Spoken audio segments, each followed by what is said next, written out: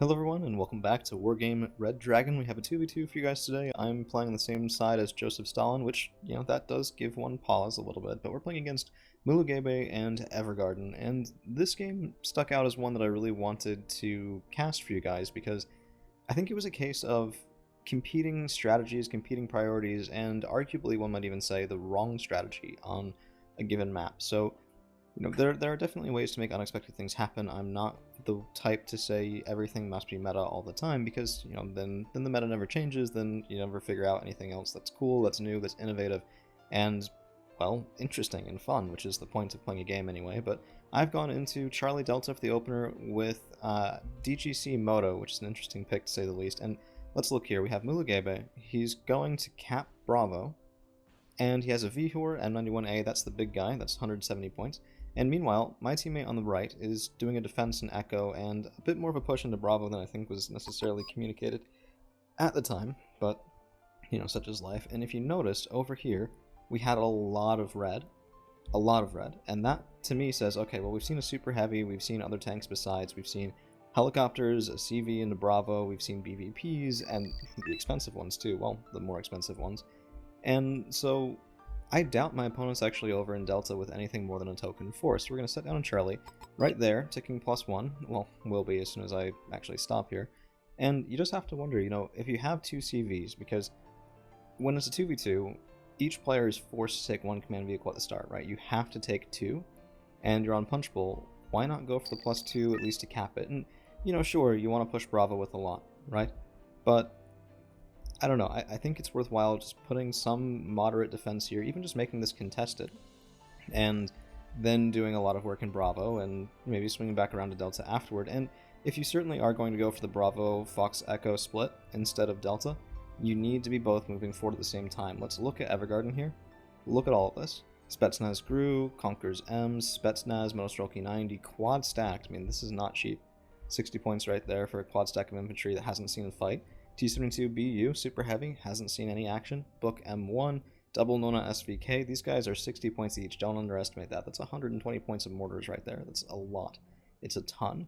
And they're not even really aware of what's going on in Delta, right? So, ooh, that was a nice pickup. Yeah, very nice. Peace Shrines. Either the best or worst buy you'll make all game. So, I don't know. And you can see the promise of this, right? Because if Evergarden have been pushing, there's really not that much left here from Joseph, and Red could have taken Echo. But even if they do, I mean, I'm starting to help now in the defense of Bravo. We're getting more reinforcements up. These YP408 CNVs, I think, are, well, relatively underestimated, or just underseen, because not a lot of people play DGC Moto, from my understanding. But, I don't know, we can defend here. We can defend in the woods, we can defend behind Echo, and if they had contested in Delta, then that's something, right? Because we get no points from this, we get +2 from Charlie, they get +3 from these 3 +1s. That's a winning solution. But, seeing this fight ongoing, not seeing anything, I've put my Escort up here just to, try and draw any fire or kill anything, and there's nothing. So my Fall is my Core Mariner, they're all going to be moving forward here, and yeah, I mean, if we cap their 2-pointer completely, even if they cap Fox and Echo, we still take it +1. It's really, really good. So Evergarden's getting up and into the fight. My ally here is trying to defend. We've lost Echo, well, the town, and getting this back can be more difficult than you might think, actually. It's, well, unless you have a B5, but that's not really going to be a blue 4 response. So, I don't want to be just railing on the difference in strategy the whole time. I will do some unit highlights. We'll see everything that's going on here. It makes me wonder, because man, this is really a distracting soundtrack. I actually really like it. I listen to this stuff sometimes at work too, just because I finally found music that I, really do enjoy listening to, and that actually might be a bit of a problem. It's distracting me during replays. Oh, goodness gracious. Okay, so I'm just getting a little bit of YP408 spam. See, here's the thing. Moving all this into Delta, expecting it to be contested, I only have my command infantry here, and it's entirely possible a helicopter could go around the side, get in here, kill the Führungsgruppe, so we're just getting a little bit of defense. We have the Dornier, it'll hopefully draw anti-air fire before anything here needs to really get into the action, and we're just making sure we have a defense. Against sneakier players, this might not have been enough, but for right now, And VBL Mistral picking up K52, very nice. Legion 90 going into Spetsnaz Screw, and this right here was when I started to get a little bit worried just because of the +1 zones. Like, I don't know. Triple stack of Spetsnaz Gru as the leading edge is really tough. And then we know by now from the Spetsnaz Gru and from the T72BU, because remember, that combination, generic red, doesn't get super heavies. So the fact that you see a super heavy as well means that it is USSR. Could mean Spetsnaz. We hadn't seen them yet. But Spetsnaz Gru and regular Spetsnaz in this town, and it won't matter what we bring in. I am doing something a little bit cheeky here, and we'll return to this Escort later on. But I will say, looking at the replay earlier, from Red's perspective, they saw the Escort move right about here, if you can see my mouse right there, right about when it was over this section of woods, and then they saw it actually get here as well. So looking at your minimap and having that awareness is really, really good, because what's probably happening right now is if I put myself in Mulugebe's shoes here, he's microing up like this. And you know what you can't see when you're up like this? Something moving back here. And, you know, even while we're on that topic, if you're not going to go into Delta, you need to have some sort of defense along this road. And even then, I still would say secure it about here as well, along this pathway, if nothing else. Because otherwise, I can get infantry through and behind, and the second you have Core Mariner in your base, that's going to be a really bad day. Now, we didn't do that this game, but it's quite possible, and it only needs to happen once to make you quite salty about that whole sort of deal. So we'll flip back to blue, and you can sort of see the stranglehold that we have on the map right now, right? Like, we can spend the rest of the game grinding, and in fact, my Core Mariner are getting just wrecked here trying to go in and operate some of these Spetsnaz Guru and Motostrelki, but we can spend the rest of the map fighting over that +1 zone, and I don't mind, because, well, I've got a CB headed to Delta, we're going to be taking +2 here in a minute, and as long as there's an active fight in Echo, they can't safely cap it either, so it's not just a +1 force, it will be truly a +2. So I think the second this happened, I was in there going, okay, well, we might have a hard fight ahead of us, but it's not going to be a hard fight in terms of conquest points unless something severely changes, right? So we have Core Mariner that are just killing an MI-25, because why not? We have Fliegerfaust moving up, Fallschirmjäger, and these guys I don't necessarily recommend, but I don't know, I think it's interesting. Plus, the Thermomeg, you gotta lead the duck, man. My Core Mariner, they have wheels for feet. They are elite special forces, 30 kilometers per hour, and we just move right back out of the line of sight of that bomber. No sense just watching it drop and kill my stuff, I may as well just move a little bit. You know, it's one move order, and that negates a 100+ point purchase from being effective right there. So, I don't know, I think with that, Red might have thought that they cleared out whatever I had in Delta, which is definitely not sufficient, but keep an eye out on that Escort. We'll be looking at it again very, very shortly here. And then this was a bit of a mistake on my part. I needed my KCT up ahead of my Milans, and this is always something I struggle with because you want the unobstructed sight from your Milan too, but I didn't really have anything that could fight off infantry, so the Pruskomnichi are going to take a shot on the Kurzweil. They could well have landed that, and the second, like 2 opportunities there is way too much. So I was not doing a good job of defending my allies' stuff here. So, you know, just always be aware of that. And was that it? No, I don't think so. I don't know. I've been psyched to show the AH-64 Escort. I have been told for a while these guys are really, really good, and particularly good in ambush situations, and I haven't really been able to use them for that. So I was excited for the opportunity. We also have a couple of these guys. These are 30.3 HE mortars, and their whole job is to panic, stun, and slightly damage infantry, and also just punish backline stuff. Don't underestimate the power of 3 of these guys to kill something like a Kurzweil, or, well, for Red 4, something like a Strela, or enemy mortars. They can definitely pound in that much HE damage with a corrected shot, which, I mean, the dispersion on this guy is actually really low. If we take a look, you know, it's 27-30 meters, and that's, I think, without corrected shot. It really does drop quite a bunch.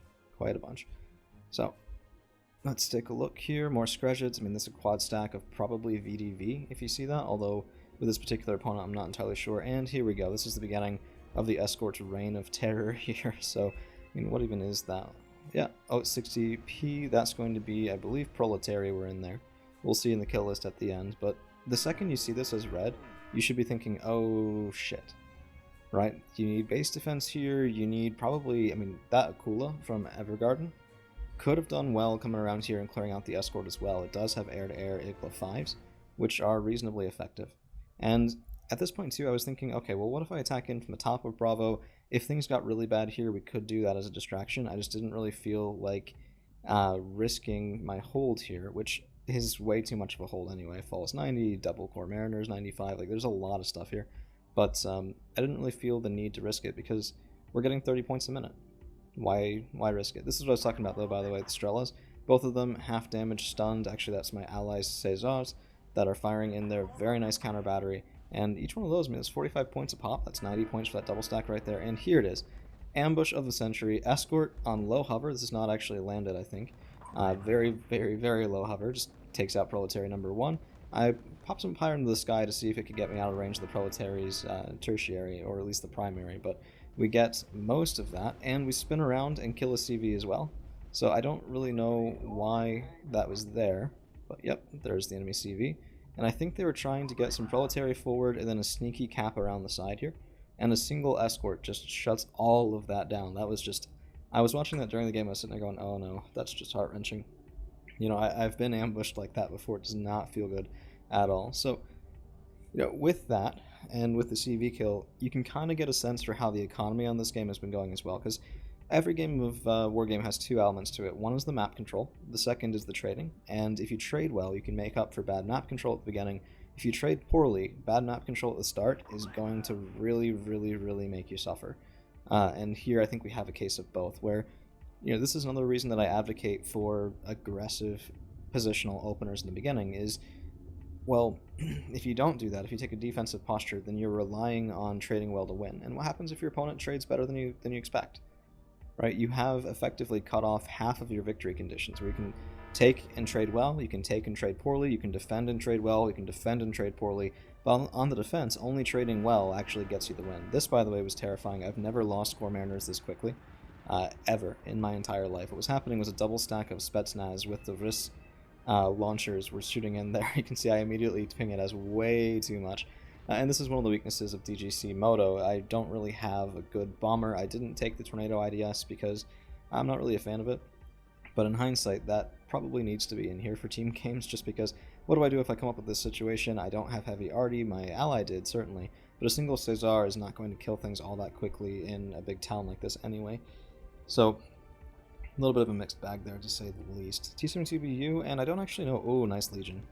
But, oh, could have been nice Legion. This is how my Legion always work, but I swear, when I'm playing red and my opponents are playing blue, their Legion is much, much, much more successful. He's looking for that second shot, and let's see... So the thing about the Eric's is it needs to be guided. If that BU gets out of visual sight... Oh, nice. Nice kill, nice kill, nice kill. Very nice. Okay. So block 1 got a little bit drunk. I was trying to shoot down the K-52 and or the Akula. Seeing this thing on 1 strength was definitely a bit of a, oh, we can get that moment. But I ended up sending in a 90-point helicopter hunter for nothing, which that does hurt quite a lot. And you can see we've been bombed out here in the center. My KCT, my Milan are both gone. And some of Joseph's Legion 90 are the only thing we have left in the section. This, believe it or not, was not really all that much of a moment to panic. And you might be thinking, okay, why? I mean, there's an M91 Vihor, there's Padabranki, there's Motorist Capez, there's all of this different stuff here, and bombers to boot, right? Because Mulugebe has had that Thermo MiG on very quick call for quite a lot of time, but the Vihor has not been well maintained. So it's down on 1 strength, it's pushing off of 1 strength. We're able to use this engagement basically to kill the Thermo MiG for nothing, because my mortars just move out of the way, anticipating the bombing run, and yeah, okay, we've lost this section of the zone, but Bravo was already capped by red anyway, and this was not a viable amount for us to really put a CV into and have it be safe. So, I don't know, I think we didn't really lose all that much here. It's another case of, okay, let's fight over this. And I think Red 4 would have been better off when they had Fox, when they had Bravo, just saying, okay, well, there's no way that Blue is going to push us out of Fox, and even if they did, it doesn't really matter all that much if we can retake Delta. And the two of them fighting for Delta, I mean, we've seen them Thermomig here, we've seen a lot of helicopters.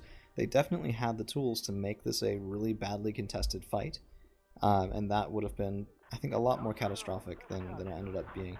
This was interesting. I wondered, I didn't see during the game how much my mortars did, but I think between the mortars and the Caesar, particularly the Caesar, yeah, okay, my mortars are swinging a little over. Man, that Caesar is merciless. Even if it misses, it still gets the stun, right? Now these Motostrelki are going to get just absolutely wrecked by reservists and a VAB. Oh my goodness. Fire support wins games, man. I didn't used to believe it. When I was newer at this game, when I was a Sergeant Major back starting my YouTuber career as well, you know, going through all these things and having 20 losses in a row, looking for that one win that I could send you guys' way as, hey, look, I might be getting slightly less bad at this. I really underestimated fire support. I thought mortars were practically useless. I didn't really see a case for them. I didn't even smoke my tanks. I was just like, well, if they can't see me, they can't shoot me, so I'll just kill all their stuff that can see me. Okay, a little optimistic there.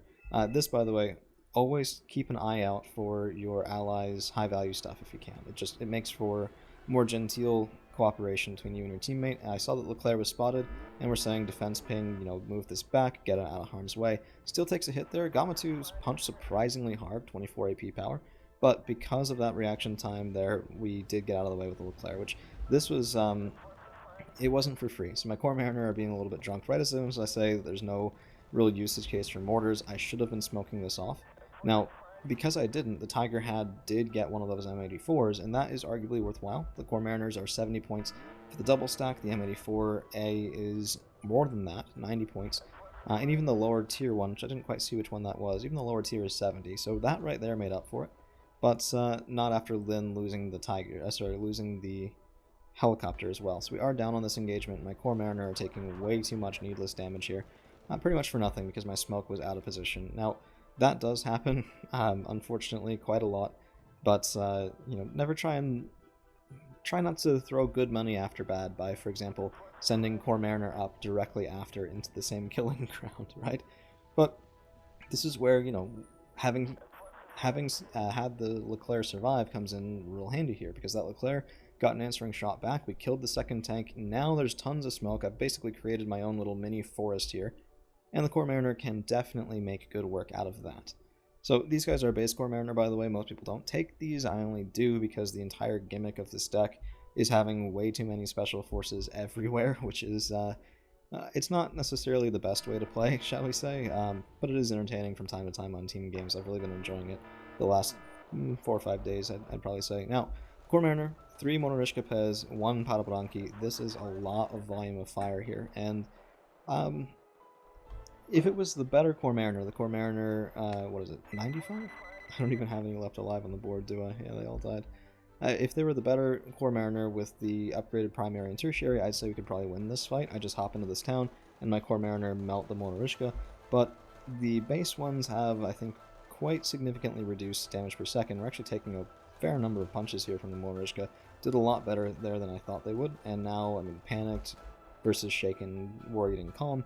That's going to be pretty tough. So what do? Well, we bring up supporting elements. These escorts have been around for a lot of the game. One of them actually was the one that was farther over on that side of Golf, pulled back successfully, rearmed, healed up, and we just hop out right here, and all of a sudden, yeah, okay, that Monorishka are not going to be doing much good work from here on out, if any at all.